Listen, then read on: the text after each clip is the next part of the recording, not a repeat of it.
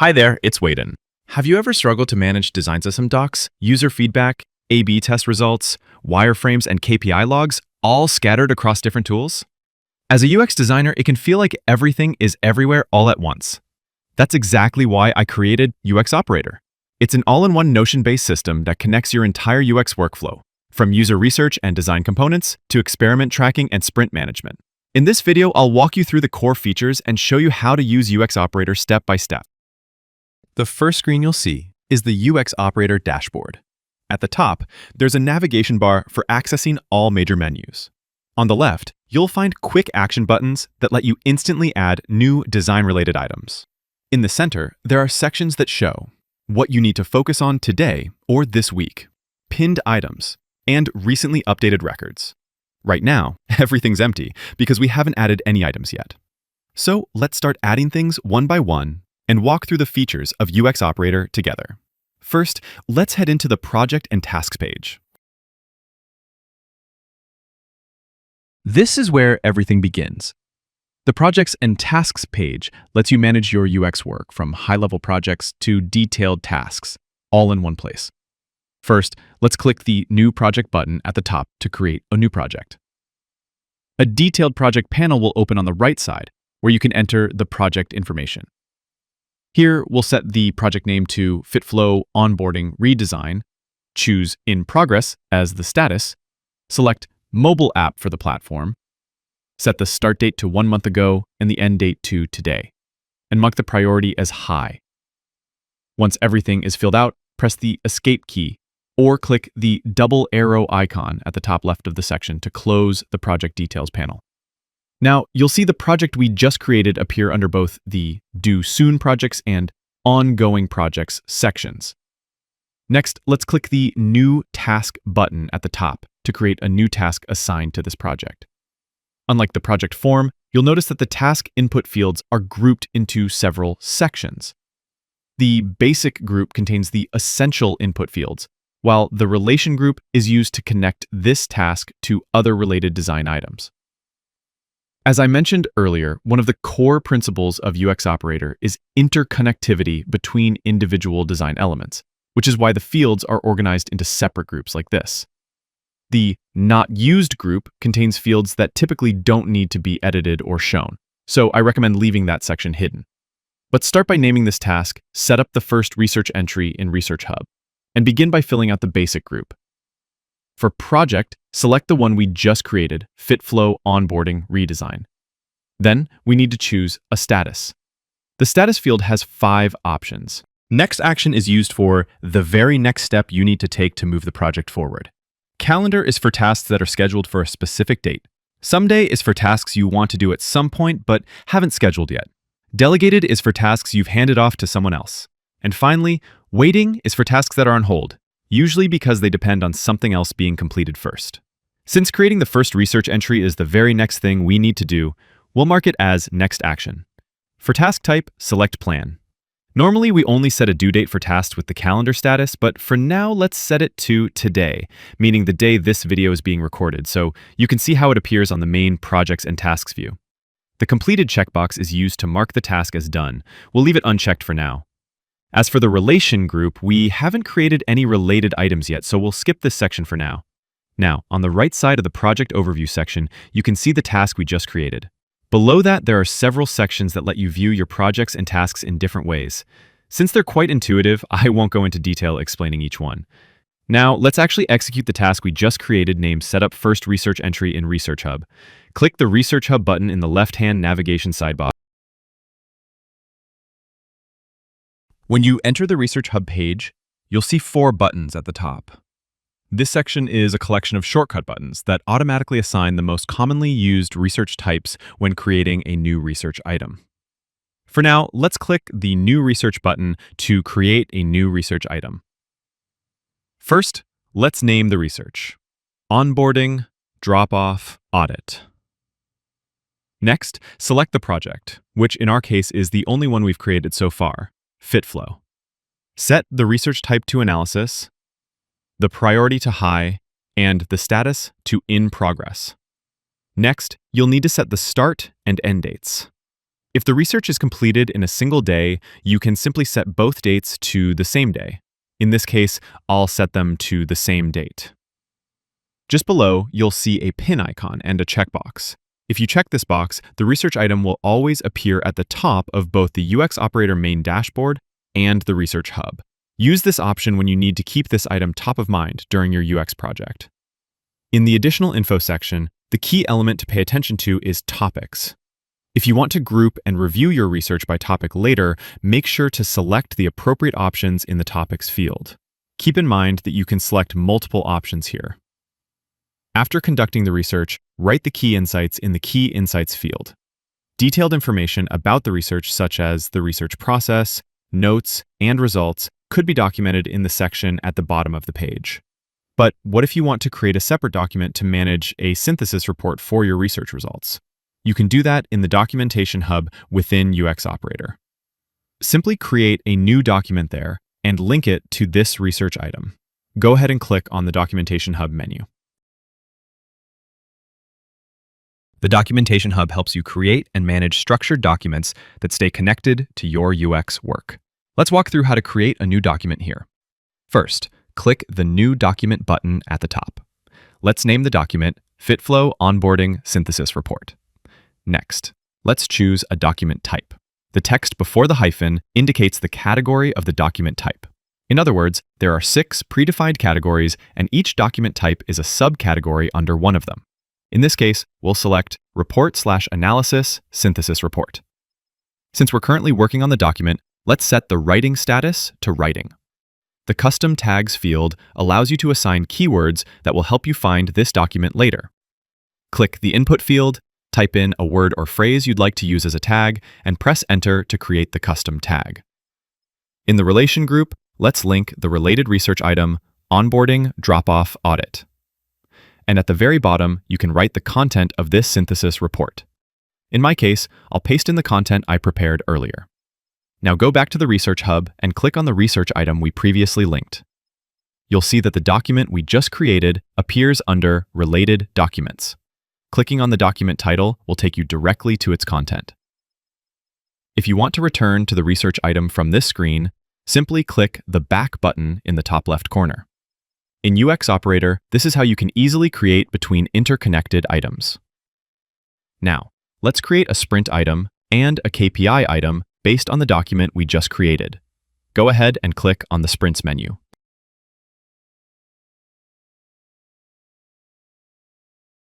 A sprint is a focused time block where you tackle related UX tasks to push your project forward. In UX Operator, you can create a 5-day or 10-day sprint with just one click, starting from today's date.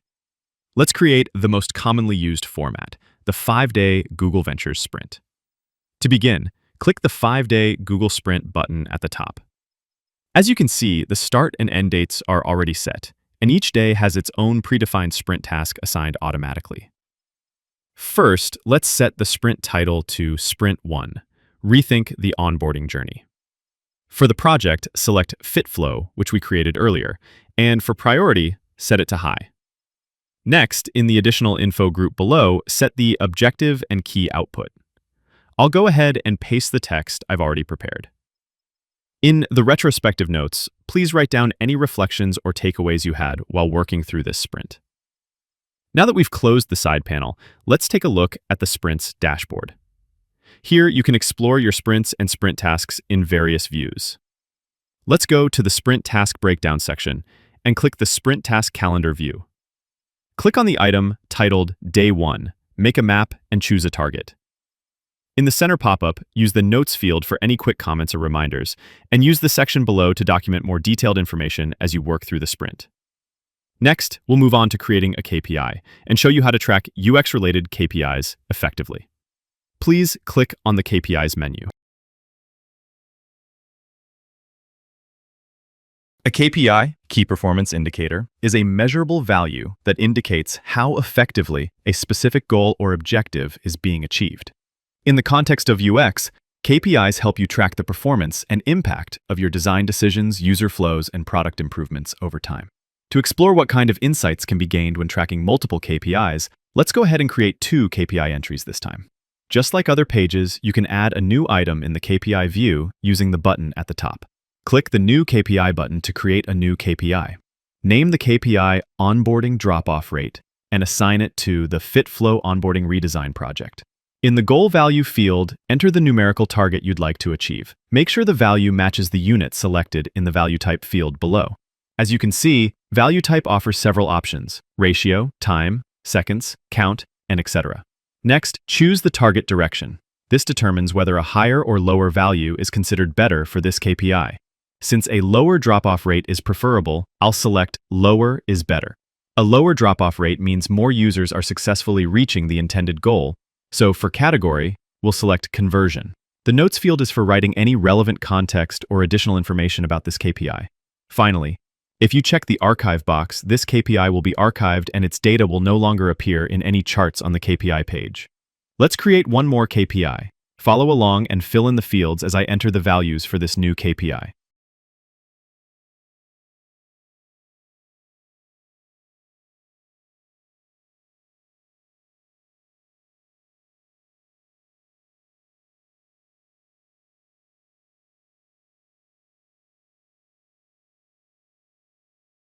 Now, if we return to the KPI dashboard, you'll notice that no charts are visible just yet. That's because we haven't recorded any actual KPI values. To fix that, click the New KPI Log button to begin logging data. The title of the KPI log will automatically include the text KPI log, followed by the current date and time. This reflects the time the log was created, not the time the actual KPI event occurred. In the KPI field, select the specific KPI that this log entry belongs to. Next, enter the observed value. The value type will be automatically set to match the selected KPI's value type. Then set the event date to indicate when the KPI event actually took place. Finally, use the Log Notes field to leave any important context or interpretation about this data point. For example, why it might be unusually high or low, or what change may have influenced it. I'll go ahead and create 7 KPI log entries for each KPI item, just like this, and then continue with the explanation. Now, after creating 7 KPI logs for each KPI using this approach, we'll take a look at how they're displayed on the KPI dashboard. Let's take a look at the KPI Detailed Charts section. The KPI Status Ratio chart shows the proportion of KPIs that are currently marked as on track, at risk, or off track, based on their most recent values, and only includes KPIs that are not archived. For example, you can quickly see what percentage of your active KPIs are currently on track. The criteria for determining on-track, at-risk, and off-track statuses are clearly explained in the chart's caption, so be sure to refer to that. The Goal Ratio Compare chart is a bar graph that compares each KPI based on the ratio between its most recent value and its target goal. Meanwhile, the line chart views allow you to compare the trends of different KPIs side by side and uncover meaningful insights. For example, you might notice that the trends of the onboarding drop-off rate and the detailed info completion rate follow a similar pattern. This suggests that there may be a significant relationship between the two metrics. To help identify these kinds of parallel trends, the KPI tracker in UX Operator uses something called the normalized value. Different KPIs are often measured in different units. Some are percentages, others are time in seconds, or just raw counts. That can make it hard to compare performance at a glance. To solve this, UX Operator uses a normalized value. Here's how it works. Each KPI is converted to a score between 0 and 100% based on how close it is to the best value ever recorded for that KPI. For KPIs where higher is better, like completion rates, we calculate how close the current value is to the highest value you've ever achieved. For KPIs where lower is better, like error rates or drop-off rates, we measure how close the current value is to the lowest it's ever been. This way, 100% always represents your best historical performance, and anything below that shows how far you are from that peak, regardless of the unit. So whether you're tracking time, clicks, percentages, or counts, you can instantly compare how each KPI is trending over time, all on the same unified scale. Now that we've set up the sprint and KPIs, let's move on to the Wireframes menu. Assuming we've already designed the wireframes to test our ideas. Wireframes page is where you organize and manage your information of wireframes. On this page, you can store, view, and edit information about wireframes, whether they are planned, currently in progress, or already completed. Let's assume we're currently designing 2 wireframes for the FitFlow Onboarding Redesign project, and add those as examples. If you'd like to follow along, feel free to fill in the fields as I do and follow each step with me. Click the New Wireframe button at the top.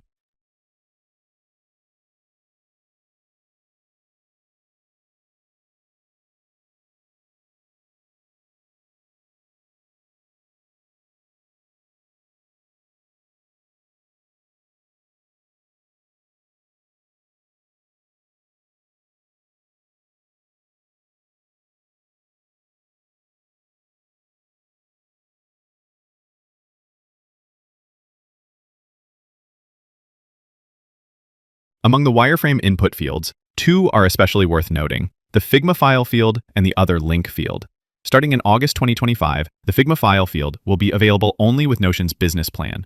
That said, the functionality required for UX Operator can be fully supported by the other link field as well. So even if you're not using the business plan, you can still use this page without any limitations. You can simply paste the Figma page link into either of these fields and open the exact design page with just one click. Now let's record the version history for the two wireframes we just created. In UX Operator, it's highly recommended to use version history whenever you revise a wireframe, whether it's in response to feedback or for any other specific reason. By tracking what changed and when, and documenting which feedback informed those changes, you can make future decisions with clear reasoning and communicate much more effectively with your team. I'll create 3 version history entries for the entry and access wireframes and personalization setup wireframes. Click the New Wireframe Version History button at the top. Name each item with a version label, like version 0.1, version 0.2, and so on. In the Change Notes field, describe what specific updates or modifications were made to the version. I'll go ahead and create 3 wireframe version history entries for each of the 2 wireframes, and then continue with the explanation. Once all the version history entries have been added, you'll be able to see them in multiple views at the bottom of the wireframes page. Among them, the Recent Logs by Wireframe view allows you to quickly scan the most recent 3 versions and their corresponding change notes for each wireframe item. The version release calendar, as the name suggests, lets you see exactly when each version was released in a calendar format. The Related Feedback view displays any feedback items that have been linked to the version history entry. This allows you to instantly trace back the feedback that influenced a specific version. Next, let's move on to the Prototypes menu.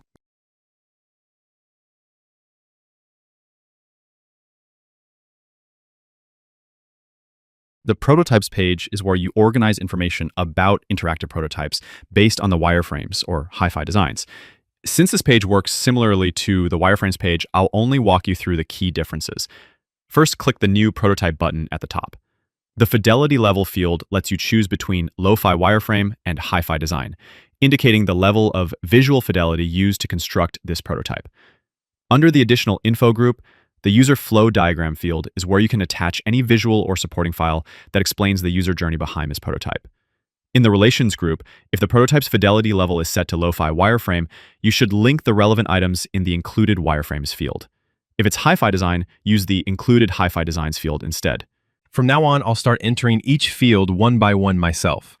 If you'd like to follow along, feel free to follow each step with me.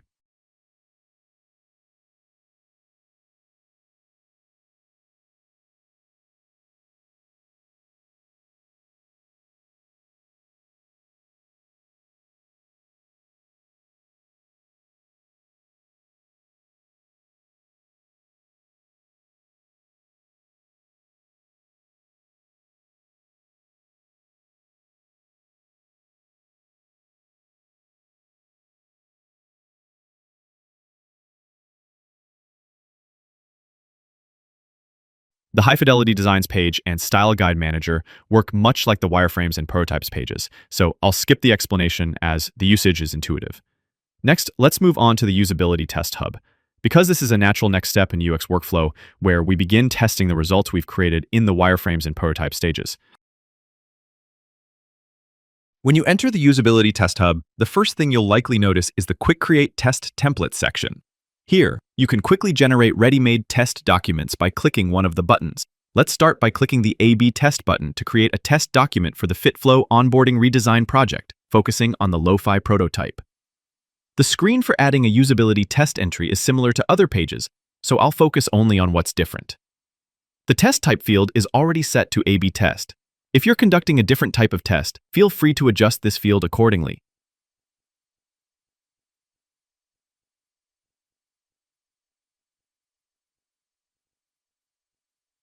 In the brief description field, you can write a short summary of the purpose or scope of the test. In the results summary field, briefly summarize the results of the test. Since this test is based on a prototype we previously created, we'll link the corresponding prototype item here. If you scroll down, you'll find a ready-to-use document template for conducting the test. You can follow the suggested structure as is, or make any necessary edits or additions to suit your needs. This is all for the Usability Test Hub. Now let's take a look at the Feedback Hub by adding a piece of feedback that might have come out of this test.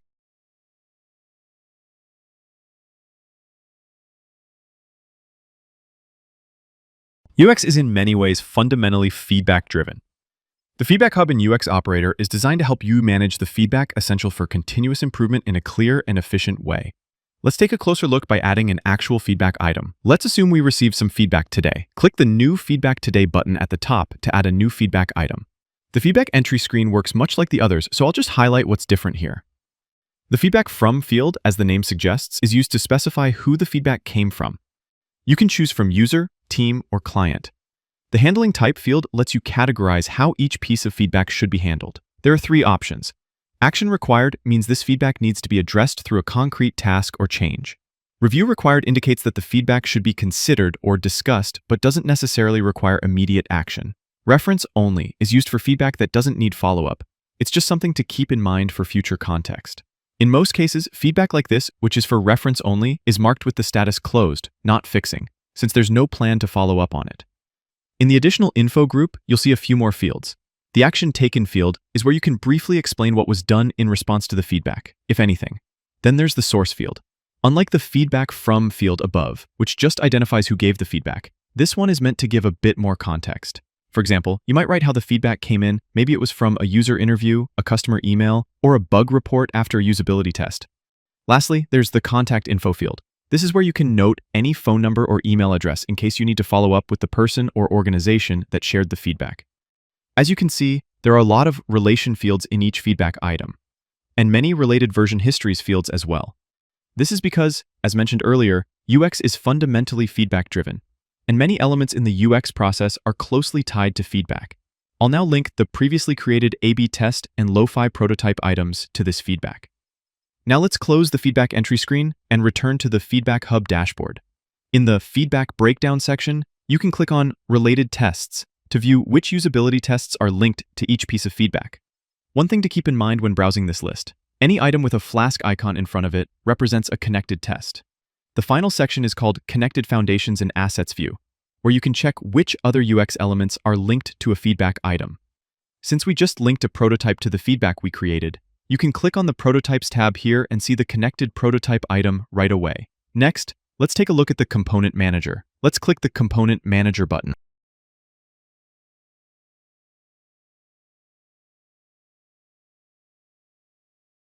In UX/UI design, a good component is one that's scalable, reusable, consistent, clear, and responsive. Each of these qualities can be achieved in different ways during the design process, but there's one thing designers and developers both agree on: documentation is key to making them even better. That's where the Component Manager comes in. It's designed to help you document every component clearly, from component usage to version histories. You can trace when changes were made, why they were made, and which feedback or project they were related to. Let's take a closer look by adding an actual Component Manager item. Click the New Component button at the top to create a new component item. Start by giving your component a name, then set its category and role for category. The category field refers to the general type of the component. For example, composite refers to components that are made up of multiple UI elements combined together. The role for category field specifies the role the component plays within that category. As you can see, the part before the hyphen indicates the category, while the part after the hyphen describes the role. Since this field covers most roles commonly used in UX/UI design, it can also serve as a helpful reference when naming or organizing your components. The remaining fields are fairly self-explanatory, so I won't go into detail about them here. When you create a new component document in the Component Manager, a guideline template along with a brief introduction and example is automatically inserted at the bottom of the page. This lets you quickly document key information related to the component. The Component Manager also allows you to record version histories, just like the Wireframes and Prototypes pages. Version tracking is especially important when it comes to design components. That's because once a component is created, it's often reused across multiple screens. Even a small change can have a big impact on the entire product. Now let's move on to the final section of the UX Operator How-To Guide, the Design Token Manager. Click the Design Token Manager button in the left sidebar. Now I'll walk you through the Design Token Manager. If you're not familiar with the term design token, don't worry. It's a dictionary for your entire design system where every visual value like colors, spacing, and typography lives. Instead of manually entering values like 16 pixels for margins every time, you assign a name like spacing heading 1 margin. This way, everyone on your team, whether they're designers or developers, stays on the same page. Now, let's create a design token together and take a closer look at what a design token really is. Please click the New Design Token button at the top. When you click New Design Token, your cursor will first appear in the title field at the top of the page. But in the Design Token Manager, you don't actually need to use the document title. Instead, you can start by entering a token value or clicking into the category field to begin filling things out. Let's create a simple background color token for a button in its hover state. You don't have to fill in every single field. For example, I don't think the property or scale fields are necessary for this particular token, so I'm going to leave them blank. As you begin to fill out the fields, you'll notice that the token name at the bottom starts to update automatically. This shows you how the name is generated based on the information you input. Now, if you try changing the value in the Screen Mode field, you'll see that the token name stays the same. That's because a single token name can have different values depending on the screen mode. In other words, one token can support multiple modes, like light and dark. So if you want to create a second version of the same token for a different screen mode, here's what you do. Once you've filled out all the fields, click the three-dot icon in the top right corner of the page and select Duplicate. Then, just change the value in the Screen Mode field for the new copy. When you duplicate a token, Notion will open the new document in full screen mode. If you want to return to the dashboard, simply click the Back button in the top left corner. Now back on the dashboard, you'll see two tokens with the same name but different screen modes. That means you've successfully created two versions of the same design token, each with its own specific value. And if you scroll down to the Tokens by Screen Modes section, you can see an organized view of all your tokens grouped by screen mode. This helps you quickly compare and manage values across different themes. Just like the Screen Mode section, each part of the dashboard is organized so you can view tokens filtered by every element that makes up their name. This allows you to quickly find exactly what you're looking for based on how the token was defined. For example, the background color token we just created appears under the Color category. Since it's for a button, you'll also find it under Button in the Component section. Because it's a background style, it shows up under Background in the Element view. And since we defined it as a default semantic state for a hover interaction, it will also appear under Default in Semantic State and Hover in Interaction State. All of these filtered views make it easy to manage large sets of tokens while still keeping everything organized and traceable. That wraps up the Design Token Manager, and with it, the complete tour of all the menus within UX Operator. So far, we've explored how each part of the system helps you plan, design, test, and track your UX work in a connected and scalable way. Whether you're managing a full design system or just getting started with your first product, this template gives you the foundation to stay organized without losing flexibility. If you're ready to build smarter and collaborate more smoothly, I hope this walkthrough gave you the clarity you need to get started. I'm Waden. Thanks for watching and happy building.